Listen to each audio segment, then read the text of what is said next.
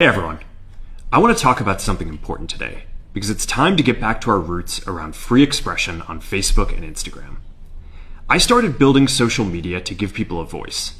I gave a speech at Georgetown 5 years ago about the importance of protecting free expression, and I still believe this today.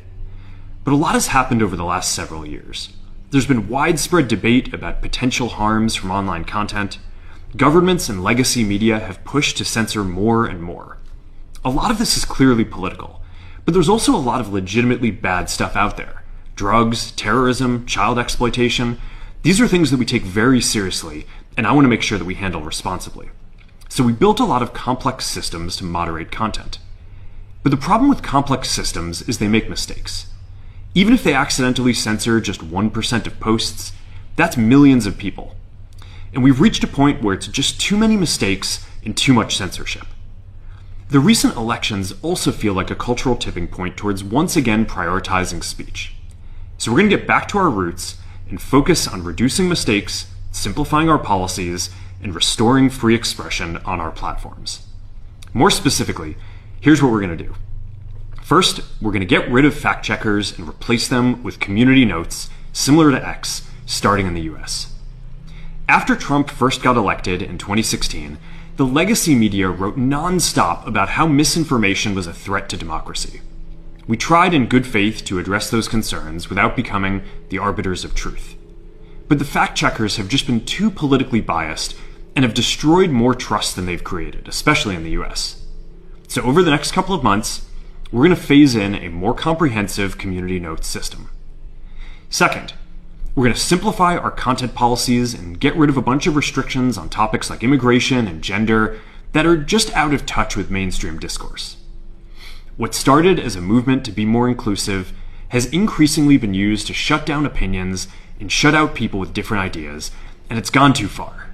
So I want to make sure that people can share their beliefs and experiences on our platforms. Third, we're changing how we enforce our policies to reduce the mistakes that account for the vast majority of censorship on our platforms.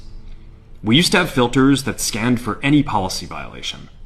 Now, we're going to focus those filters on tackling illegal and high-severity violations. And for lower severity violations, we're going to rely on someone reporting an issue before we take action. The problem is that the filters make mistakes, and they take down a lot of content that they shouldn't. So by dialing them back, we're going to dramatically reduce the amount of censorship on our platforms. We're also going to tune our content filters to require much higher confidence before taking down content. The reality is that this is a trade-off. It means we're going to catch less bad stuff, but we'll also reduce the number of innocent people's posts and accounts that we accidentally take down.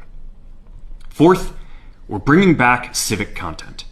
For a while, the community asked to see less politics because it was making people stressed. So we stopped recommending these posts. But it feels like we're in a new era now, and we're starting to get feedback that people want to see this content again. So we're going to start phasing this back into Facebook, Instagram, and Threads while working to keep the communities friendly and positive. Fifth, we're going to move our trust and safety and content moderation teams out of California, and our US-based content review is going to be based in Texas. As we work to promote free expression, I think that it will help us build trust to do this work in places where there is less concern about the bias of our teams. Finally, we're going to work with President Trump to push back on governments around the world that are going after American companies and pushing to censor more. The US has the strongest constitutional protections for free expression in the world. Europe has an ever-increasing number of laws institutionalizing censorship and making it difficult to build anything innovative there. Latin American countries have secret courts that can order companies to quietly take things down. China has censored our apps from even working in the country. The only way that we can push back on this global trend is with the support of the US government. And that's why it's been so difficult over the past 4 years when even the US government has pushed for censorship. By going after us and other American companies, it has emboldened other governments to go even further. But now we have the opportunity to restore free expression, and I am excited to take it.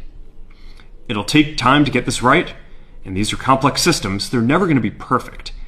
There's also a lot of illegal stuff that we still need to work very hard to remove. But the bottom line is that after years of having our content moderation work focus primarily on removing content, it is time to focus on reducing mistakes, simplifying our systems, and getting back to our roots about giving people voice. I'm looking forward to this next chapter. Stay good out there, and more to come soon.